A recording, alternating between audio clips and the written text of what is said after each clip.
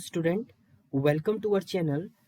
आज के ट्यूटोरियल में हम लोग देखेंगे next variable declaration as using const function keyword. ये कॉन्स्ट कीवर्ड है आपका, जिसके थ्रू आप डिक्लेयर करेंगे वेरिएबल को। तो const keyword was release in 2015 में आपके दोनों आए थे, const and let. Variable declare with const can not be redeclare, उसे आप रीडिक्लेयर नहीं कर सकते हैं। वेरिएबल जो भी आप कॉन्स्ट से डिक्लेयर होगा ये सेम लेट की तरह है, बट इसमें दूसरा डिफरेंस ये होता है, variable declare with const can not B reassign, उसे आप दोबारा से असाइन नहीं कर सकते कोई भी वैल्यू। एक बार आपने असाइन कर दी वैल्यू तो वो दोबारा से आपकी असाइन नहीं होगी।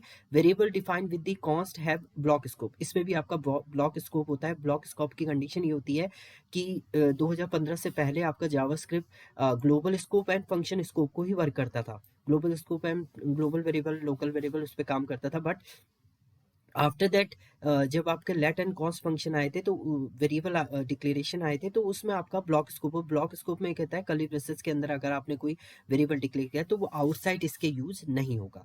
तो ये आपका कॉन्स्ट की कंडीशन है। प्रोग्राम के थ्रू हम लोग प्रॉपर इसको एक्सप्लेन करेंगे। तो अब आप आ जाइए अपने कोड की तरफ। तो VS कोड को आप ओपन कर लीजिए और यहाँ पर हम लोग न्यू फाइल क्रिएट कर लेते हैं एज अ कॉन्स्ट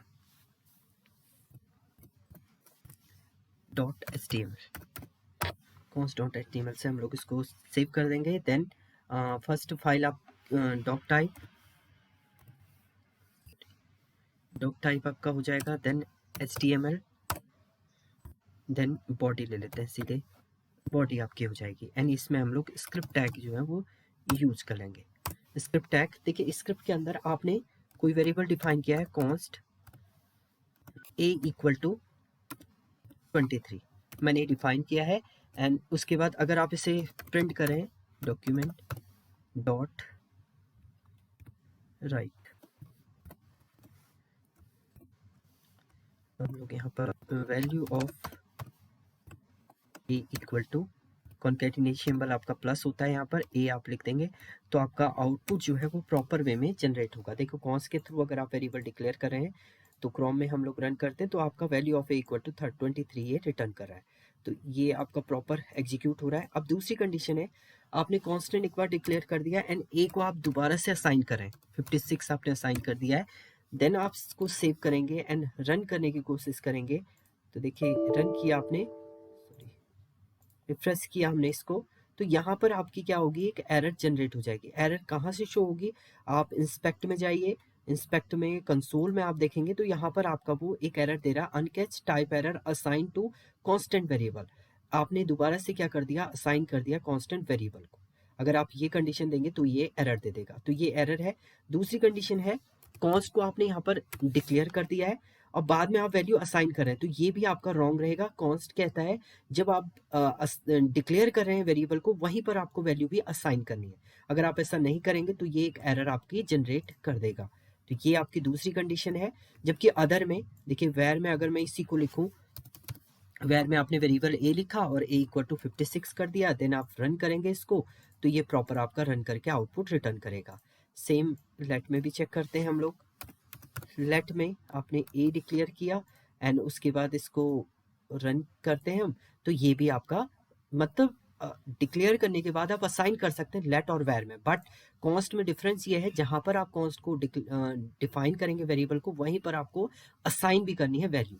तो ये भी एक इम्पॉर्टेंट पार्ट है आपका कॉन्स्ट का। नेक्स्ट कॉन्स्ट की बात हम लोग करते हैं तो नेक्स्ट कॉन्स्ट में आता है आपका ब्लॉक स्कोप। ब्लॉक स्कोप की बात करते हैं, जिसे मैंने यहाँ पर लिखा है कॉन्स्ट a इक्वल टू, हमने यहाँ पर लिखा a इक्वल टू 40। देन अगर आप अब लिख रहे हैं इसको तो ये एरर देगा। मैं इसको क्या करता हूँ, इसको कर्ली ब्रेसेस के अंदर हम लोग राइट अप कर देते हैं। तो यहाँ पर हम लोग एक कर्ली ब्रेसेस लिख देंगे और यहाँ पर मैंने डिक्लेयर कर दिया है a इक्वल टू 56, तो ये प्रॉपर आपका रन करेगा। सेव करेंगे आप, रन करेंगे तो असाइन आपको यहीं पर करना पड़ेगा। तो हम लोग यहाँ पर ले लेते हैं const a equal to 56। Then save करेंगे आप इसे,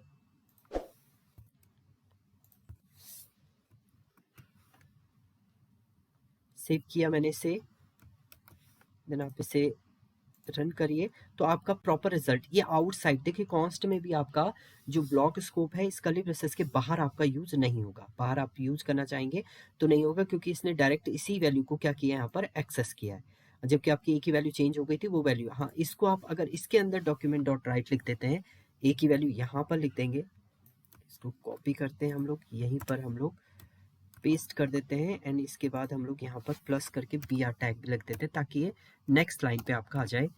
तो बी आर टैग हमने लिखा और ये value of a first a, first a आपका फंक्शन के अंदर ब्लॉक के अंदर का पार्ट है। तो अब आप सेव करेंगे, रन करेंगे तो देखिए वैल्यू ऑफ ए 56 आ गया आपका, और आउटसाइड केवल यहाँ तक आपका 56 रहा, इसके अंदर बाहर आपका वर्क नहीं करेगा। और अगर आप इसे वैर में बना देते, देखिए यहाँ पर अगर मैंने वैर किया है और यहाँ पर भी आप वैर करेंगे तो दोनों में आपकी वैल्यू जो होगी वो चेंज हो जाएगी। अब दोनों में जो वैल्यू आएगी वो 56 आपकी रिटर्न करेगा। सेव किया आपने, रन किया तो 56 आपका इसमें क्या कर रहा है, रिटर्न कर रहा है। तो ये डिफरेंस होता है आपका वैर, कॉन्स्ट एंड लेट में। तो ये थे आपके important variable declaration. Thank you student.